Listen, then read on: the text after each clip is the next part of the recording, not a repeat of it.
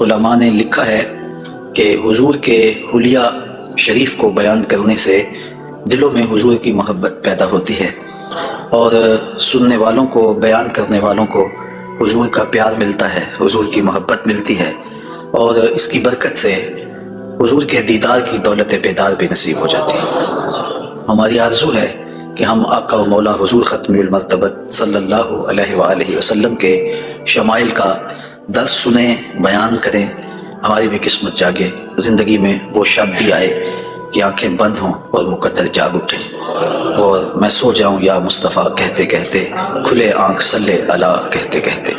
باقی جہاں تک حضور کے شمائل کو بیان کرنے کا حق ہے وہ کوئی بھی نہیں کر سکتا۔ ہم تو 14 صدیوں کے فاصلے پہ ہیں۔ جن لوگوں نے حضور کو دیکھا وہ بھی حضور علیہ السلام کا حلیہ بیان کرنے سے اپنے آپ کو قاصر سمجھتے ہیں، فرماتے ہیں ہمارے میں طاقت نہیں کہ ہم حضور کا حلیہ بیان فرمائیں۔ چند اصحاب نے حضور کا حلیہ بیان کیا، بلکہ صحابہ ایک دوسرے سے پوچھتے تھے حضور کیسے تھے؟ میاں تم نے نہیں دیکھا؟ کہا دیکھ کر بھی نہیں دیکھا۔ ہمت ہی نہیں تھی کہ حضور کے جمال جہاں آرا کو آنکھ بھر کے دیکھ سکے۔ جن لوگوں نے حضور کا حلیہ بیان کیا ہے یہ وہ لوگ ہیں جنہوں نے یا تو حضور کو بچپن میں دیکھا ہے یا بہت قریب رہے ہیں اور حضور کو سوئے ہوئے دیکھا ہے، تو وہ حضور کا حلیہ بیان فرماتے ہیں۔ حضرت حسان بن ثابت رضی اللہ تعالی عنہ حضور کا حلیہ بیان فرماتے ہیں، کہتے ہیں کہ میں جو حضور کے شمائل کو تمہارے سامنے رکھتا ہوں تو اس کی وجہ یہ ہے کہ مجھے حضور کو دیکھنے کا ایک طریقہ آ گیا تھا، اور وہ یہ کہ فلما نظرت الی انوارہ فبدات کفی علی عینی خوفا من ذہاب بصری، تو میں اپنی آنکھوں پہ انگلیاں رکھ کے انگلیوں کی اوٹ سے حضور کے چہرے کو دیکھتا تھا کہ حضور کے جلووں کی چمک سے میری آنکھوں کی بینائی نہ جاتی رہے۔ یہ کون کہہ رہے ہیں؟ حضرت حسان بن ثابت رضی اللہ تعالی عنہ۔ اور آپ سارے اچھی طرح جانتے ہیں کہ حضرت حسان بن ثابت شاعر ہیں، اور شاعر حسن دیکھنے میں بڑا دلیر ہوتا ہے، اور وہ جو شاعر ہے اور حسن دیکھنے میں دلیر ہے وہ بھی آنکھوں پہ انگلیاں رکھ کے دیکھ رہا ہے، اور ابھی یہ حسن ظاہر نہیں ہوا۔ امام قرطبی علیہ رحمہ لکھتے ہیں کہ حضور نبی رحمت صلی اللہ علیہ وآلہ وسلم کا حسن ظاہر نہیں ہوا تھا، اور اگر جمال رسول صلی اللہ علیہ وآلہ وسلم کا ظہور ہو جاتا تو کوئی دیکھنے کی تاب ہی نہ رکھتا۔ حضور کے جمال جہاں آرا پر 70,000 بشریت کے پردے رکھے گئے، لیکن اس چھپے ہوئے حسن کو بھی دیکھنے کی تاب نہیں ہے، اور اگر یہ حسن بے نقاب ہوتا تو کیا ہوتا؟ یہی بہتر ہے کہ وہ پردے میں روح پوش رہے، وہ اگر پردہ اٹھا دے تو کسے ہوش رہے۔ حضرت شاہ ولی اللہ محدث دہلوی علیہ رحمہ نے اپنے والد حضرت شاہ عبد الرحیم محدث دہلوی علیہ رحمہ سے روایت کیا ہے کہ میرے والد شاہ عبد الرحیم خواب میں حضور کی زیارت کی، اور یہ بات آپ اچھی طرح جانتے ہیں کہ جس نے حضور کو خواب میں دیکھا اس نے حضور کو ہی دیکھا۔ شیطان خواب میں آ کر بھی حضور کی مثل ہونے کا دعویٰ نہیں کر سکتا۔ تو خواب میں حضور کو دیکھا اور عرض کی یا رسول اللہ صلی اللہ علیہ وسلم، آپ نے فرمایا ہے انا املہ و اخی یوسف اسبہ، میں نمکین حسن والا ہوں اور میرا بھائی یوسف میٹھے حسن والا تھا۔ وہاں تو زنان مصر کی انگلیاں کٹ گئیں، اور یہاں ایسا کوئی واقعہ پیش نہیں آیا۔ جبکہ حسن ملی حسن سبی کی نسبت زیادہ پرکشش ہوتا ہے، تو وہاں انگلیاں کٹ گئیں اور یہاں ایسا کوئی واقعہ پیش نہیں آیا، تو اس کی کیا وجہ ہے؟ تو حضور نے جو خواب میں جواب دیا وہ حضرت شاہ عبد الرحیم نے بیان فرمایا، اور شاہ ولی اللہ محدث دہلوی علیہ رحمہ نے در سمین میں اس کو لکھا۔ آقا کریم نے فرمایا جمالی مستور عن اعین الناس غیرۃ من اللہ، اے عبد الرحیم اللہ نے غیرت محبت کی وجہ سے میرے حسن کو لوگوں کی نظروں سے چھپا کے رکھا ہے۔ کوئی محب نہیں چاہتا کہ میرا محبوب کوئی دیکھے۔ قتیل شفائی نے کہا تھا نا، اس حد تلک بڑھ گئی ہے بے اعتمادی کہ تجھ کو تجھ سے بھی چھپانا چاہتا ہوں۔ وہ کہتا ہے میری تو آرزو یہ ہے کہ تو آئینہ بھی نہ دیکھے۔ تو محب کی غیرت ہوتی ہے کہ اس کے محبوب کو کوئی نہ دیکھے، تو کہا کہ میرے حسن کو لوگوں کی نظروں سے چھپا کے رکھا گیا، اور اگر یہ حسن ظاہر کر دیا جاتا تو کوئی تاب نہ لا سکتا۔ تو یہ چھپے ہوئے حسن کا عالم ہے کہ دیکھنے والوں کو پھر بھی انگلیاں رکھ کے دیکھنا پڑتا ہے، اور اگر یہ بے نقاب ہوتا تو پھر کون تاب لا سکتا؟ مولانا حسن رضا اعلی حضرت کے برادر محترم فرماتے ہیں وہ اگر جلوہ کریں کون تماشائی ہو۔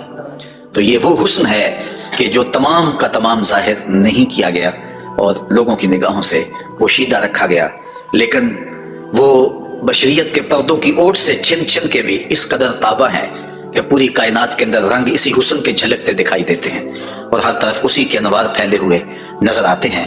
تو حضور کے حسن کا بیان، حضور کے حسن کا ذکر اگرچہ انسانی استطاعت میں نہیں ہے اور اس کے بس میں نہیں ہے، لیکن اس کے باوجود صحابہ کے دور سے لے کر آج تک لوگوں کا یہ محبوب موضوع رہا ہے کہ وہ حضور علیہ السلام کے حسن کا ذکر کر کے اپنے قلب کی تسکین کا ساماں کرتے ہیں۔ علماء نے یہ بھی لکھا ہے کہ جو شخص حضور کے حسن کو بیان کرے لوگوں کے دلوں میں اس کے لیے پیار پیدا ہو جاتا ہے۔ آج ہر شخص چاہتا ہے کہ میں ہر دل عزیز ہو جاؤں، تو یہ سادہ سا نسخہ ہے کہ کائنات میں حضور کے حسن کے تذکرے کیا کرو، دنیا تم سے پیار کرنے لگ جائے گی، تم محبوب الخلائق بن جاؤ گے اگر تم اس محبوب دو عالم کے حسن کو لوگوں کی نظروں کے سامنے بیان کرو گے۔ انشاءاللہ حضور کے مختلف اعضاء کے حسن کا ذکر ترتیب وار کیا جائے گا، اور اہل محبت نے اور اصحاب رسول نے اس پر کیا محبتوں کے پھول پیش کیے ہیں، یقیناً آپ کے قلوب کو فرحت بھی ہوگی، قرار بھی ملے گا، اور آقا کریم کے حسن دل پذیر اور حسن جاں فضا کی مستیوں میں آپ کھو بھی جائیں گے۔ حضرت جابر بن سمرہ رضی اللہ تعالی عنہ فرماتے ہیں کہ لیلۃ الادھیان تھی، 14ویں رات کا چاند تھا، اور حضور یمنی چادر اوڑے ہوئے استراحت فرما رہے تھے، اور میں کبھی آسمان کو دیکھتا تھا، کبھی حضور کے جمال جہاں آرا کو دیکھتا تھا، اور یہ سوچتا تھا کہ میں فیصلہ کروں کہ آسمان کا چاند سونا ہے یا مدینے کا چاند سونا ہے۔ تو حضرت جابر بن سمرہ رضی اللہ تعالیٰ عنہ فرماتے ہیں پھر میں نے فیصلہ کیا فائزہ ہوا احسن عندی من القمر، میں نے کہا آسمان کا چاند نہیں مدینے کا چاند سونا ہے، کیونکہ چاند کی چمک بھی حضور کے در کی خیرات ہے۔ چاند کو، سورج کو، شمس و قمر کو جو روشنیاں دی گئی ہیں وہ حضور کے صدقے سے دی گئی ہیں۔ تو کائنات میں جہاں بھی اجالا ہے، جہاں بھی روشنیاں ہیں، جہاں بھی نور ہے، وہ نور حضور علیہ السلام کا ہی ظہور ہے، اور حضور کا نور ہے کہ جو کسی سے مستعار نہیں لیا ہوا، وہ حضور کا اپنا نور ہے، اپنا حسن ہے۔ علامہ بوصیری علیہ الرحمہ نے کتنی خوبصورت بات کہی، منزہ عن شریک فی محاسنہ فجوہر الحسن فیہ غیر منقسم، کہ حضور اپنے محاسن میں، اپنے کمالات میں کسی شریک سے منزہ ہیں، اور آپ کا جوہر حسن جو ہے وہ غیر منقسم ہے۔ تو حضور کا حسن کسی سے مستعار نہیں لیا ہوا، بلکہ پوری کائنات کو جو حسن ملا ہے وہ حضور کی دہلیز کی عطا ہے، حضور کی چوکھٹ کی خیرات ہے۔ تو زمانہ چمک رہا ہے تو حضور کے انوار سے، اور بریلی سے آج بھی آواز آ رہی ہے، چمک تجھ سے پاتے ہیں سب پانے والے، میرا دل بھی چمکا دے چمکانے والے۔ تو ساری روشنیاں اسی دہلیز سے پھوٹتی ہیں، اسی در سے پھوٹتی ہیں، سارے اجالے اسی چوکھٹ سے نکلتے ہیں۔ اللہ نے اپنے محبوب علیہ السلام کو جو حسن دیا، جو جمال دیا، حضرت برا بن عازب رضی اللہ تعالیٰ عنہ بیان فرماتے ہیں، امام بخاری و مسلم نے اس کو روایت کیا ہے، کان رسول اللہ صلی اللہ علیہ وسلم احسن الناس وجہا، کائنات میں جتنا سونا چہرہ میرے حضور کا تھا کسی کا تھا ہی نہیں، سب سے زیادہ سونا اور خوبصورت چہرہ اللہ نے اپنے محبوب کو عطا کیا ہے۔ اور حضرت ابو ہریرہ رضی اللہ تعالی عنہ سے معروف روایت ہے جس کو امام ترمذی نے اور باقی محدثین نے روایت کیا ہے، حضور فرماتے ہیں حضرت ابو ہریرہ، ما رأیت شیئا احسن من رسول اللہ صلی اللہ علیہ وسلم، میں نے حضور سے سونا کوئی دیکھا ہی نہیں۔ اور حضرت احسان بن ثابت کہتے ہیں کہ آج تک کسی ماں نے ایسا سونا جنم ہی نہیں دیا، سونا دیکھتے کیسے، کسی ماں نے ایسا جنم ہی نہیں دیا۔ حضرت ابو ہریرہ نے ایک موقع پہ فرمایا کہ کل قمر لیلۃ البدر لم ارى قبلہ ولا بعدہ مثلہ، کیا پوچھتے ہو 14ویں رات کا چمکتا ہوا چاند تھے میرے حضور۔ پھر کہتے ہیں نہیں حضور جیسا نہ پہلے دیکھا ہے نہ بعد میں دیکھا۔ تو حضرت احسان بن ثابت فرماتے دیکھتے کیسے، کسی ماں نے جنم دیا ہوتا تو دیکھتے، خدا نے وہ سچائی پن چھڑیا جدے وچ محمد نو ڈالیا سی، حسینہ جمیلہ دا منہ موڑ دیتا، محمد بنا کے قلم توڑ دیتا۔ تو اللہ تعالیٰ نے ایسا پیکر تراشا ہے، ایسی صورت بنائی ہے کہ جس کی مثل کائنات کے اندر نہ کوئی دوسری صورت ہے، اور میرے محبوب کے جمال جیسا نہ کوئی دوسرا جمال ہے۔ تو وہ حسن، وہ جمال، وہ کمال اور وہ شانے اور وہ مراتب رفیع عطا کیے گئے جو انہی کا مقسوم ہے۔ حضور کا پورا جسم انور اور حضور کا وجود مسعود برکتوں سے مالا مال تھا، اور حسن اور جمال کا آئینہ دار تھا۔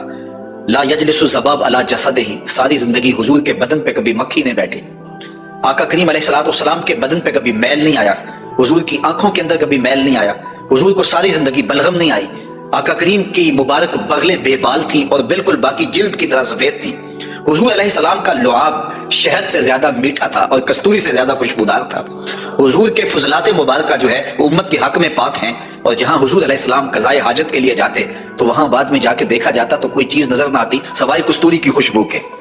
تو آقا کریم علیہ الصلوۃ والسلام کو کبھی جمائی نہیں آئی، کبھی حالت نیند میں حضور نبی رحمت صلی اللہ علیہ وآلہ وسلم ناپاک نہیں ہوئے، حضور نبی رحمت صلی اللہ علیہ وسلم پر کوئی نجاست نہیں آئی، اور آقا کریم کے بدن کا سایہ بھی نہیں تھا تاکہ زمین کے اوپر حضور کا سایہ نہ گرے، کائنات میں ایسا کون ہو سکتا ہے جیسا آمنہ کا لال تھا؟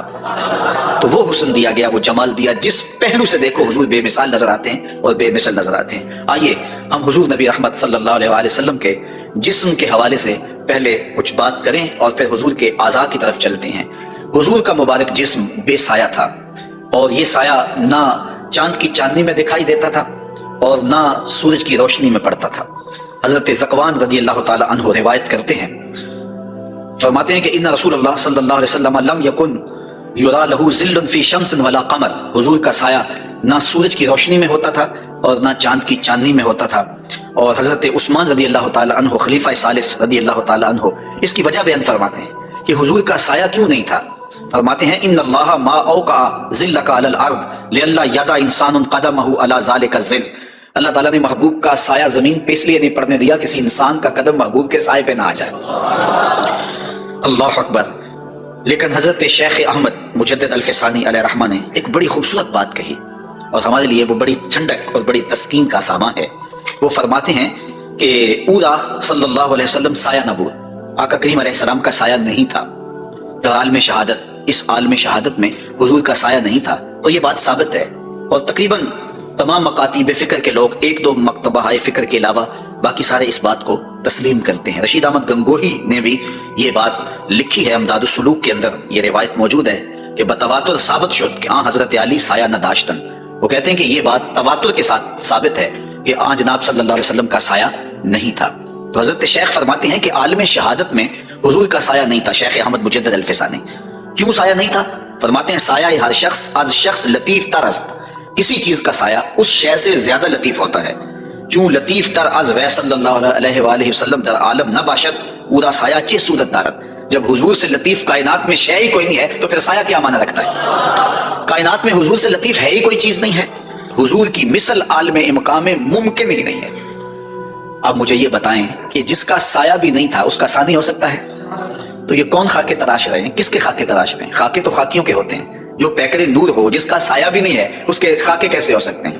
تو حضور کی مثل تو بزم عالم میں ممکن ہی نہیں ہے۔ اقبال بھی بول پڑے رخ مصطفیٰ ہے وہ آئینہ، کہ اب غصہ دوسرا آئینہ، نہ کسی کی بزم خیال میں نہ دکان آئینہ ساز میں، ممکن ہی نہیں ہے۔ خدا نے وہ سچائی پان چھڑیا جہدے وچ محمد نو ٹالیا سے، تو آقا کریم علیہ الصلوۃ والسلام کا سایہ نہیں بنایا، اور کائنات کے اندر وہ بے مثل بھی ہیں، وہ بے مثال بھی ہیں۔ تو یارو جس کا سایہ بھی نہیں ہے اس کا ثانی کیسے ہو سکتا ہے؟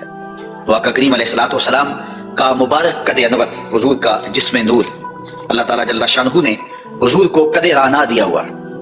امیر خسرو نے کہا تھا نا، پری پیکر نگارے سرو قد لالا رخسارے، سراپا آفت دل بود شب جائے کے من بودم، خدا خود میرے مجلس بود اندر لا مکان خسرو، محمد شم محفل بود شب جائے کے من بودم۔